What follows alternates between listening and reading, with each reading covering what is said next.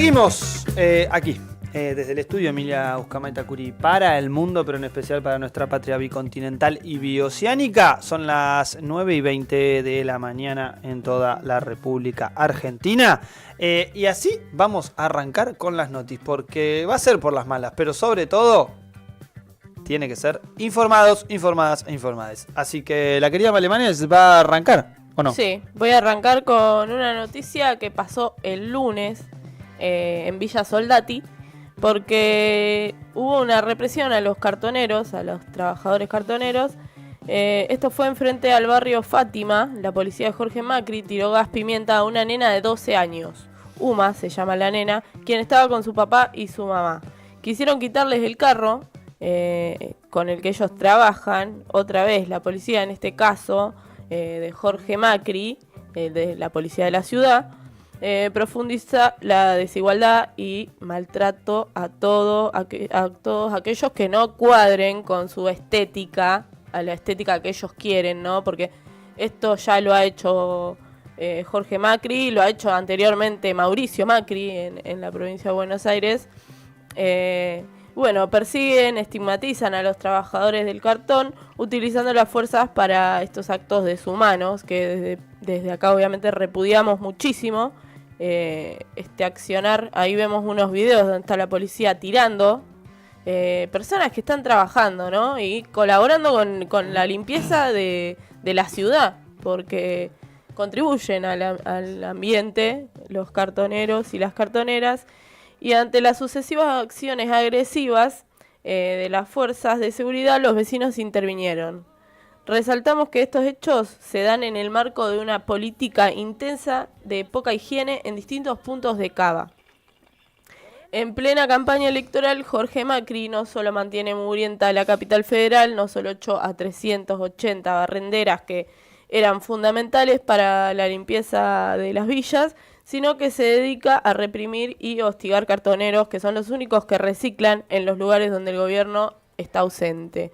Así que esta noticia obviamente nos pone muy mal, porque al contrario de querer resolver situaciones de vida de los trabajadores que se rebuscan el trabajo para no morir de hambre, básicamente, porque estamos hablando de condiciones laborales muy penosas, no busca eso, busca correrlos, echarlos, reprimirlos y bueno, que se sientan perseguidos, ¿no? Clima marplatense casi, pero en este caso en la Ciudad Autónoma de Buenos Aires. Nos referimos obviamente porque hemos visto muchos videos en clave de publicidad y de trabajo digital, ¿no? De redes por parte de Guillermo Montenegro. Estamos hablando del intendente de la localidad de General Pueyrredón, obviamente más conocido, siempre decimos Mar del Plata, pero el distrito es más grande, donde vimos estas actitudes en la calle, no solamente en este caso contra trabajadores de la economía popular, sino además a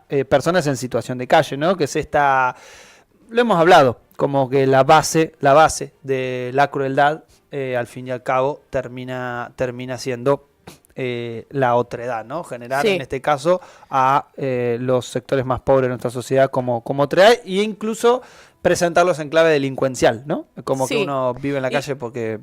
Exactamente. ¿Por qué quiere, básicamente? Bueno, hace poco salió Marra a decir que había que cobrarles una multa a los que viven en la calle. Ya la repregunta de la periodista fue, pero ¿con qué plata te van a pagar?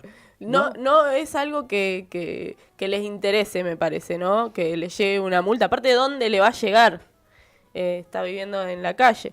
Pero bueno, esto la verdad que es del gobierno es lo peor que tienen, esta persecución a los sectores más vulnerables, y desde acá lo repudiamos muchísimo.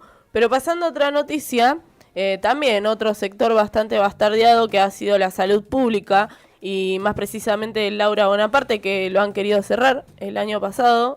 Nosotros estuvimos charlando con trabajadores del Laura Bonaparte, y en este caso cerraron una residencia. El gobierno cierra la residencia del Hospital Bonaparte. Trabajadores del Hospital Laura Bonaparte denunciaron el cierre de los ingresos a las residencias de psiquiatría, psicología, enfermería, trabajo social, terapia ocupacional y musicoterapia. El ajuste recae tanto en las diferentes disciplinas como en la jefatura, que no renovará los cupos. Ya no habrá cupos para realizar las prácticas correspondientes a la residencia interdisciplinaria en salud mental RISAM. De esta manera se interrumpe la formación profesional en salud mental en un hospital nacional que es referencia en materia de consumos problemáticos, niñeces y adolescencias y trabajo en territorio. Desde la residencia interdisciplinaria exigieron respuestas al Ministerio de Salud en virtud de proteger los puestos de trabajo y la continuidad de los trayectos formativos. Este recorte perjudicará a las diferentes disciplinas y a la jefatura, según informaron los trabajadores del hospital a través de un comunicado en redes sociales. Desde la RISAM Bonaparte queremos anunciar que hoy nos comunicaron que nuestra residencia no recibirá ningún cupo, tanto para las diferentes disciplinas como para la jefatura, aun cuando cumplimos todos los requisitos formales para la renovación de la totalidad de los mismos, sostuvieron. Y bueno, también recién Mati me pasaba una noticia, gracias Mati. Ahora mismo los profesionales de salud de Laura Bonaparte, hace dos días, perdón, porque esta noticia la habíamos traído el miércoles, pero no llegamos a contarla, pero bueno, claro, fue el miércoles que se estuvieron movilizando.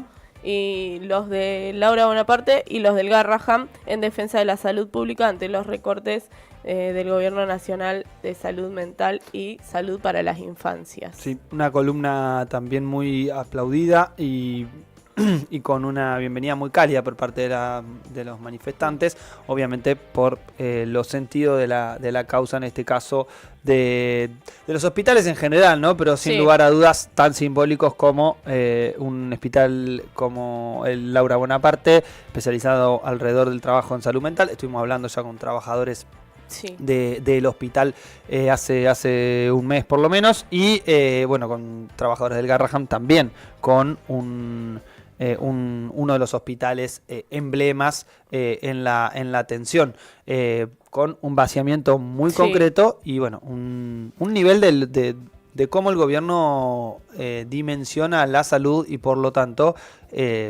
esto se traduce en la transferencia económica y el ajuste que se está llevando adelante en todo el presupuesto de salud, ¿no? El 70% reducido el presupuesto de salud, y recordemos que como no hay presupuesto, estamos con un presupuesto de 2022, porque Alberto tampoco tuvo el último año, con lo cual estamos con un presupuesto de hace 3 años y además reducido en el 70%.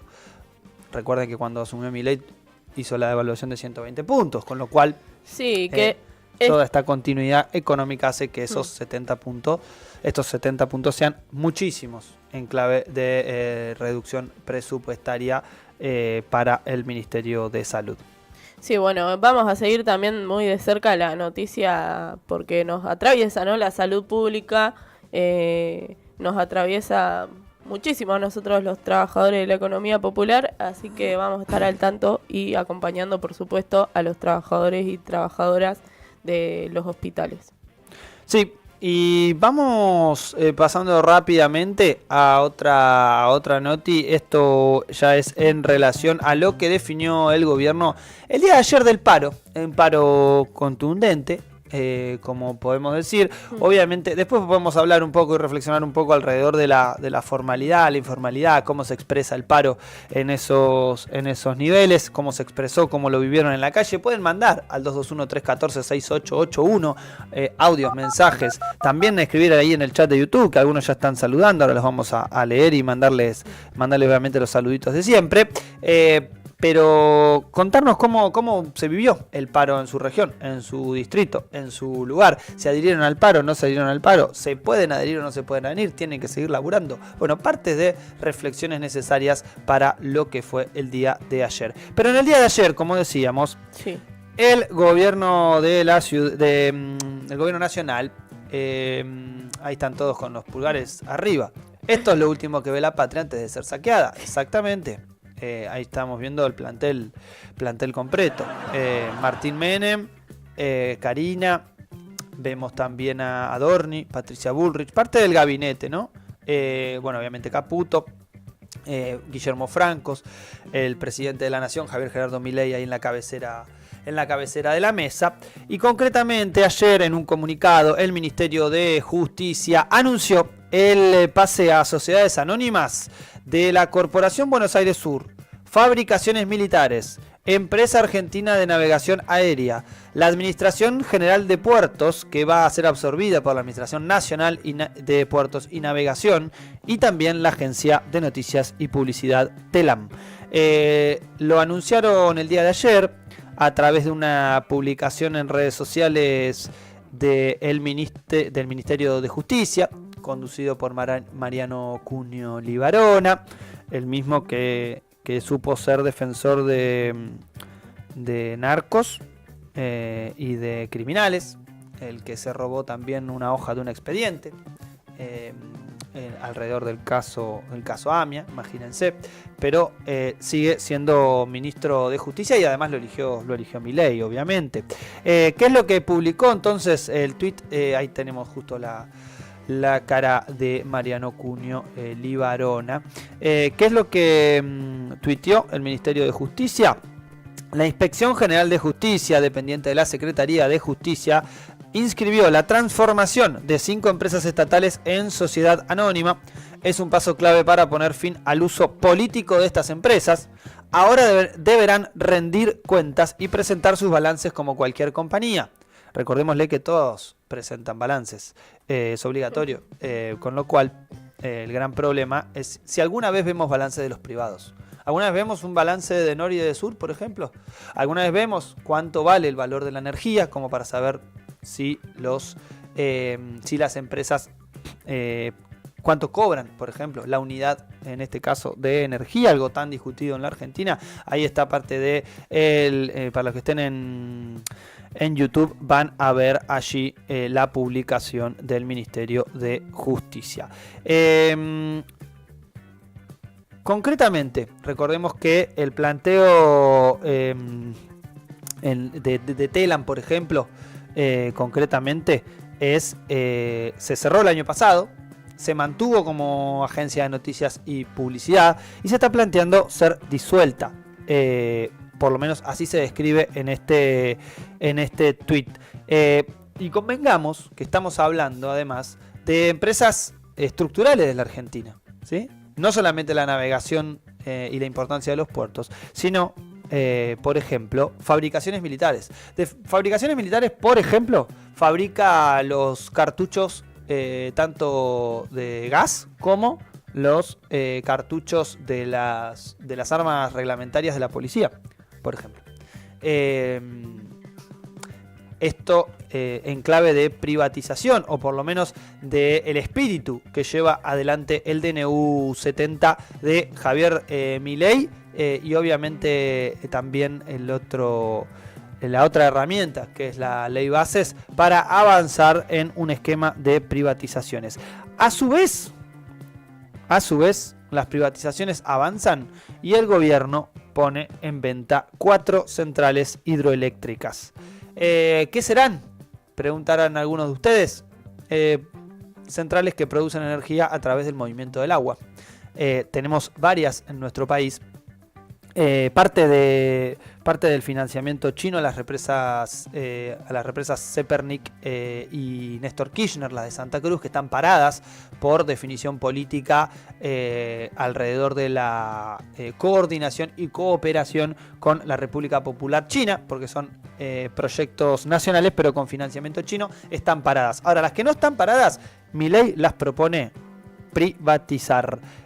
Puso formalmente a la venta los paquetes accionarios de 4 centrales hidroeléctricas del país. Estamos hablando de Alícura, El Chocón, Cerros Colorados y Piedra del Águila. Estos son pasos previos hacia la privatización definitiva de estas empresas. Se hizo a través del decreto 263, que establece un plazo de 15 días contados a partir de la publicación del presente para llamar al concurso público nacional e internacional con el fin de proceder a la venta del paquete accionario mayoritario o controlante de cada una de las siguientes sociedades, a saber: Alicurá, Hidroeléctrica Argentina Sociedad Anónima, Chocón, Hidroeléctrica Argentina Sociedad Anónima, Cerros Colorados, Hidroeléctrica Argentina Sociedad Anónima y Piedra del Águila, Hidroeléctrica Argentina Sociedad Anónima. El decreto también lo que recuerda es que la Agencia de Transformaciones de Empresas Públicas es la encargada de la elaboración y la aprobación de los pliegos de bases y condiciones generales y particulares y demás documentación contractual necesaria para llevar adelante los procedimientos de privatización. Y adivinen, si hoy la energía es cara, o por lo menos llegada a los hogares y para el valor incluso que tiene para el laburo industrial, imagínense si se privatiza, ¿no? Parte de todo este esquema en el cual, como dijo Milei, como topo del Estado viene a hacer de las suyas. Y pasamos a otra rápidamente, porque vamos a hablar un poco del aumento de precios, ¿sí? Un aumento sostenido. Obviamente lo que acabamos de hablar alrededor de privatizaciones lo vamos a continuar porque es parte del paquete que hemos denunciado desde que arrancó el gobierno de Javier Milei y obviamente lo vamos a seguir de cerca. Pero en relación a los precios hay algo que se viene dando las últimas semanas que venimos destacando, que es concretamente el aumento sostenido de los precios. Y esto es cuando se empieza a expresar en que la inflación vuelve a tener un alza cerca alrededor de 3 puntos. Hoy se va a publicar a la tarde parte del informe. Recordemos que el de marzo dio un alza de 3,2, ¿no? Estamos hablando... ¿Esto tiene que ver con el acuerdo con el FMI? El acuerdo con el fondo en realidad lo que a ver, obviamente tiene que ver porque el fondo obviamente exige algunos elementos. ¿Cuál es una de las diferencias centrales que tiene el Fondo Monetario Internacional para con la administración de Javier Milei? Por un lado, saluda fuertemente el ajuste fiscal que está llevando adelante el gobierno en relación a mantener congeladas las jubilaciones, haber realizado un brutal ajuste. Esto no es una descripción nuestra, sino directamente una definición propia de ellos, ¿no? Hicimos el ajuste más importante de la historia, dicen. Pero ¿cuál es el punto que plantea el Fondo Monetario Internacional? No se puede trabajar con este dólar barato, ¿no? Y uno diría, bueno, y lo venimos charlando con Clara Rasu en las distintas columnas de economía. ¿Qué es lo que se va a hacer entonces? Se va a hacer un proceso de evaluación, con lo cual se va a hacer un poco más caro nuestra posibilidad de compra en este caso, porque obviamente cuando se devalúa los precios comúnmente se mueven hacia el porcentaje de devaluación, por ejemplo un 20%, ¿no? Que es un poco lo que se está especulando. Se viene hablando en las últimas semanas que se avanzaría sobre una línea devaluatoria, lo cual se traspasaría directamente a precios, ¿sí? Porque esto lo conocemos en la Argentina, en cuanto hay un proceso devaluatorio, aumentan las naftas que están atadas al dólar, ¿sí? Más o menos el precio del litro es un dólar, un litro un dólar, con lo cual siempre que hay aumentos y la variable esta de la devaluación por goteo, como la hemos definido aquí desde Trinchera, algo que el gobierno de Alberto Fernández y de Sergio Tomás Massa lo realizó como tablita también, ¿no? Que es este aumento entre el 1 y el 2% de devaluación mensual, que lo que lleva adelante es un incremento paulatino del precio del dólar, que si no está acompañado con una recomposición salarial, por ejemplo, con paritarias arriba, bueno, tenés las dificultades inflacionarias que tuvo el gobierno de Alberto Fernández y que terminamos con una caracterización muy compleja, que era que trabajadores estaban debajo de la línea de la pobreza, ¿no? Trabajadores registrados, o sea que el sueldo registrado en blanco era un sueldo de pobreza. Pero concretamente, y volviendo, obviamente lo que se espera es cómo el gobierno va a salir de este intríngulis económico, que no lo va a resolver, como ya dijimos, la llegada de estos fondos frescos del Fondo Monetario Internacional, pero el principal foco de atención está puesto en el aumento de alimentos y bebidas, que son los aumentos más considerables. Ahí está este cuadrito, gracias Mati Marchi. Ahí se ven la línea de tiempo de abajo, son quincenales, ¿sí? O sea, son quincenales o semanales, no me acuerdo si creo que es quincenal ¿no, Mati?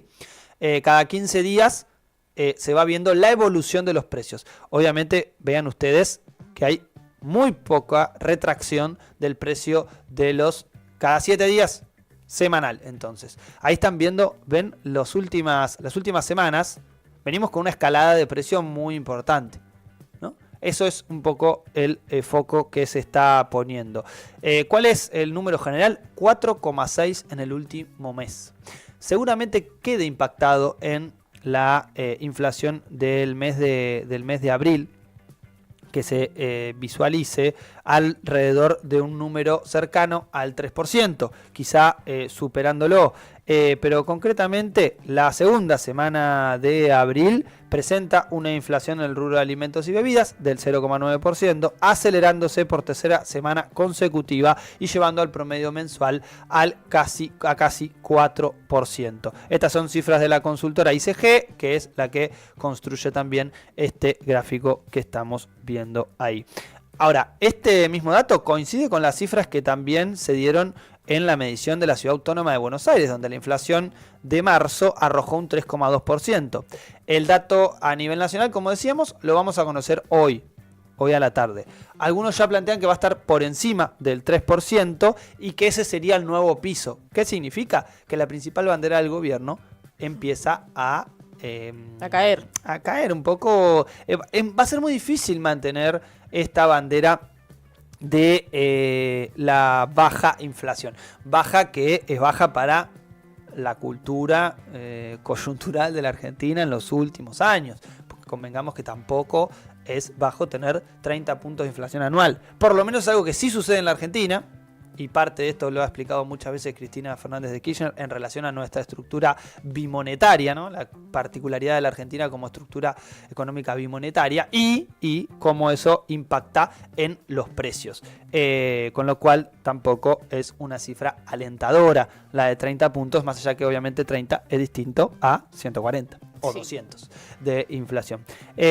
No solamente se va a conocer entonces el dato de inflación de marzo hoy, sino que ya se sabe que se va a subestimar el desempeño de precios y, como decíamos, las condiciones que se deberían conocer el día de hoy, las condiciones que va a imponer el fondo para cerrar el acuerdo que se tendría que terminar de definir hoy a la tarde.